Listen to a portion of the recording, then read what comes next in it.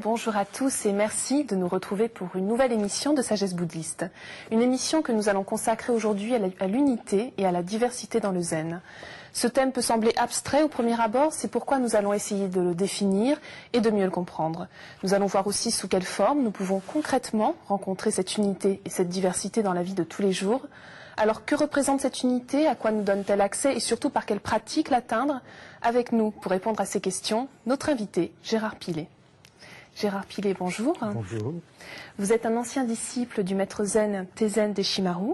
Oui. Vous êtes professeur de philosophie, vous enseignez également depuis plus d'une vingtaine d'années, je crois, au dojo de Paris.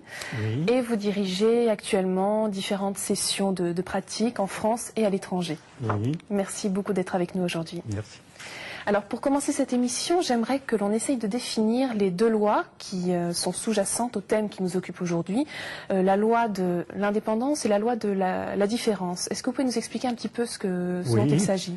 Alors d'abord, la loi de la différence, c'est la loi selon laquelle, dans le monde, il n'y a pas deux êtres qui soient semblables.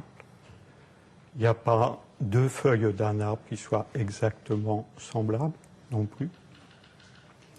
En fait, on ne peut pas, dans la nature, rencontrer le double de quelque chose. Ça, c'est la loi de la différence. Et bien sûr, en ce qui concerne les êtres humains, c'est la même chose. Chaque être humain porte en lui son ADN, sa spécificité propre. Et c'est ainsi. Donc au sein même d'une même espèce. Au sein même d'une même espèce. Donc ce qui montre quand même une certaine diversité, quelque chose de prolifique finalement, de très beau dans tout ça. Oui, exactement. Ça montre que la nature jouit d'une créativité, d'une force créatrice très grande, puisqu'elle ne reproduit jamais deux fois la même chose. Alors passons à la seconde loi, la loi de l'interdépendance. Est-ce que vous pouvez nous expliquer un petit peu de quoi il s'agit? Oui. Alors la loi de l'interdépendance, c'est la loi selon laquelle l'existence de chaque être suppose l'existence de tout le reste.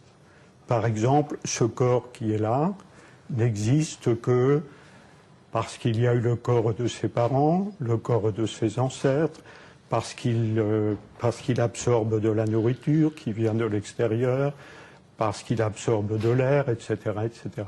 Donc en fait, ça c'est la loi de l'interdépendance, c'est-à-dire la loi selon laquelle rien ne peut vivre sans sa relation au grand tout, pourrait-on dire. On peut l'appeler comme ça. Donc ce qui veut dire que tous les êtres que nous voyons ou que nous entendons sont liés entre eux, mais qu'en même temps, ils ont chacun leur propre valeur. Hein. Oui, ils ont chacun leur valeur propre, et cela, ça repose sur un principe qu'il est important de bien comprendre. C'est le principe selon lequel chaque être n'est pas la partie d'un tout, chaque être, c'est en soi le tout. Parce que le microcosme reflète le macrocosme. Ça, c'est un principe qu'on trouve dans le zen. Dans le zen, il est énoncé très clairement, le petit contient le grand contient le petit. Alors, nous venons d'évoquer le mot d'être. Est-ce qu'on pourrait préciser juste rapidement ce que l'on entend par être? Est-ce que cela désigne ce qui est animé, tous les êtres vivants? Oui, alors on peut considérer que ça définit toutes les existences.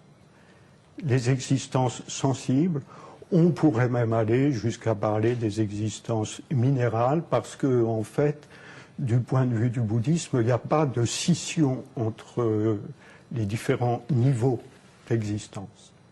Alors, est-ce que vous auriez un exemple à nous donner pour illustrer ces deux lois? Oui, il y a un exemple pris par le Bouddha, l'exemple du mouchoir. Un jour, le Bouddha, un mouchoir en soie, blanc, c'est ce que mentionnent les sutras, j'en ai apporté un, pour servir d'image, et le Bouddha fait un nœud dans le mouchoir et demande à ses disciples, qu'est-ce que c'est? Les disciples répondent, c'est un nœud. Le Bouddha fait un second nœud, un troisième, un quatrième, un cinquième, un sixième, et à chaque fois, la réponse des disciples est la même, c'est un nœud. Et le Bouddha leur fait observer, il leur dit, bien, vous voyez, vous m'avez dit que c'est un nœud, vous oubliez que c'est l'écharpe. L'écharpe n'a pas changé, c'est toujours une écharpe. Vous ne voyez que les différences, vous ne voyez que les singularités, mais vous ne voyez pas l'un sous le multiple.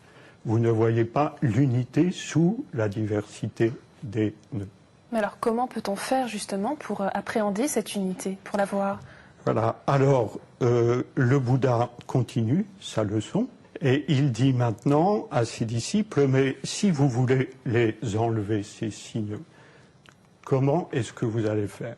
Vous ne pouvez pas les enlever les 6 en même temps. Les disciples en conviennent. Il leur dit donc, vous devez commencer par un nœud. Et le Bouddha leur dit, vous voyez, ces 6 nœuds symbolisent les 5 sens plus le mental. Et le nœud par lequel on doit commencer, si on veut les défaire tous, c'est le nœud du mental. Si on défait le nœud du mental, dit le Bouddha, on peut défaire tous les autres nœuds, les nœuds des 5 autres sens. Alors les disciples lui demandent, mais pourquoi le nœud du mental vient en premier? Et le Bouddha leur explique, il leur dit, parce que c'est le mental qui est à la source de cette fausse idée d'un moi. Et si vous enlevez le nœud du mental, les nœuds des 5 sens, vous pouvez ensuite les enlever. Et alors, que se passe-t-il? Dans ces cas-là, lorsque le sentiment, la fausse idée d'un moi n'existe plus, ce que vous voyez n'est pas autre chose que vous-même, ce que vous entendez n'est pas autre chose que vous-même, ce que vous touchez n'est pas autre chose que vous-même, etc. Autrement dit, vous réalisez la vision de l'un sous le multiple. Ce que le Bouddha nous enseigne à travers la parabole, c'est que si on veut vraiment voir l'un sous le multiple, il faut s'affranchir de ce fonctionnement qui est propre au mental, fonctionnement qui nous met dans le clivage, moi, ce qui n'est pas moi, moi, les autres. Mais alors justement, est-ce que l'être humain n'est pas non plus porté naturellement à ne voir soit que les différences ou uniquement l'uniformité, surtout dans la société dans laquelle on vit aujourd'hui? Oui. On voit surtout les différences au point de les exacerber.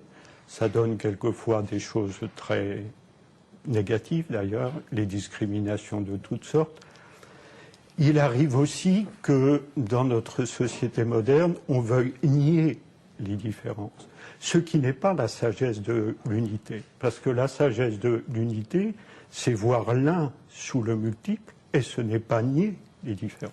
Voilà, donc il ne faut pas tomber ni dans un extrême ni dans l'autre. Il faut vraiment essayer d'avoir une vue globale des choses. Et cette vue globale, on ne peut pas l'avoir, on ne peut pas vraiment sentir que les nœuds sont le mouchoir et ne sont rien d'autre que le mouchoir si on ne sort pas du fonctionnement propre mental et si on ne sort pas de ce que le Bouddha nomme la fausse idée d'un moi, la fausse idée d'un jeu.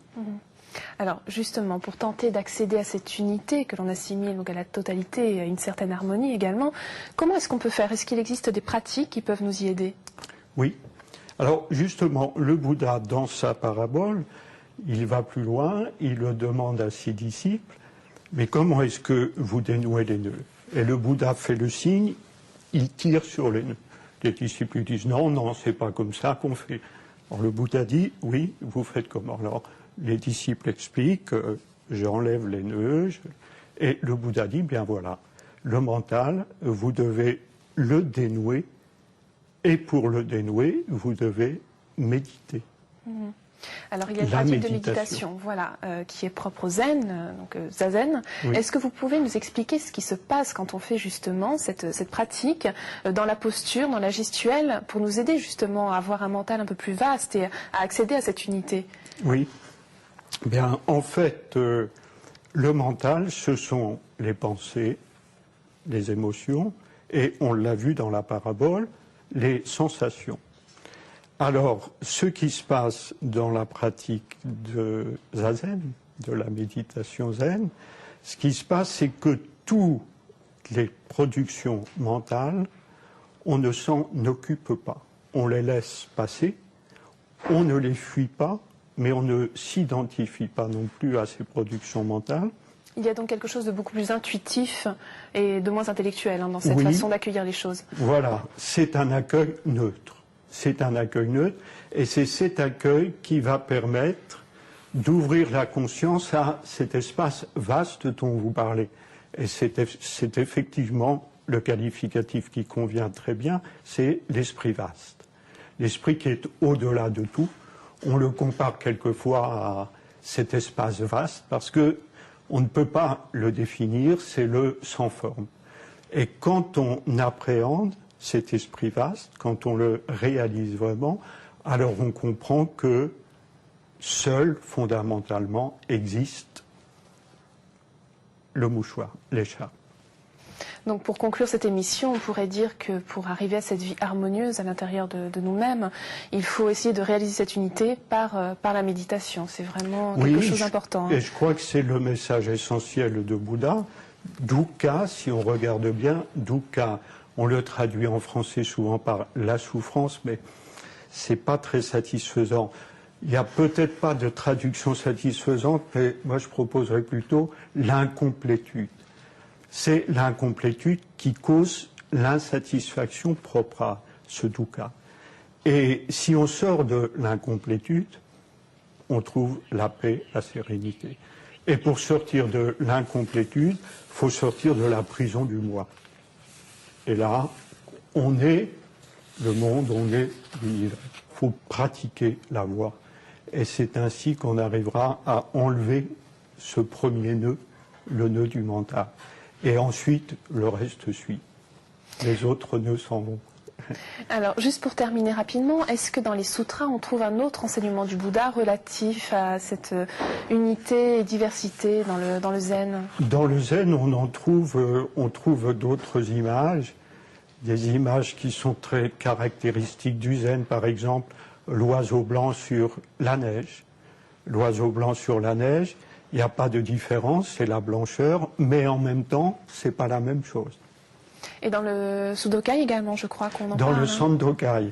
Alors, dans le Sandokai, on trouve l'image de la lumière et de l'obscurité. Et dans le Sandokai, il nous est dit, la lumière, elle existe dans l'obscurité, et aussi l'inverse. Alors, voyez les deux.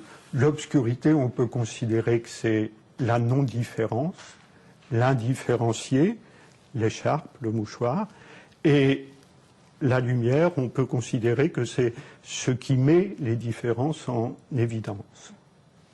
Merci beaucoup Gérard Pilet pour tous vos éclaircissements. Et si vous souhaitez en savoir plus, voici quelques ouvrages que nous vous conseillons. Tout d'abord, de notre invité Gérard Pilet, Actualiser la voix aux éditions Kanjizai. Vous pourrez y trouver les commentaires du Genjo Koan de Maître Dogen, qui constitue un des chapitres clés du Shobogenzo. Je rappelle que Maître Dogen est un des plus grands maîtres zen à l'origine de l'école du zen au Japon.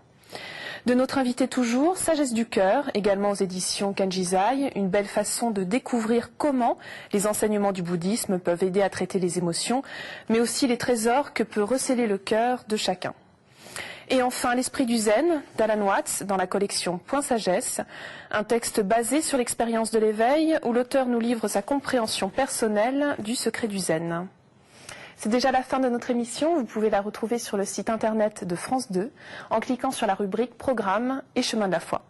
Merci à tous de nous avoir suivis. Je vous souhaite une excellente journée et une très très belle semaine.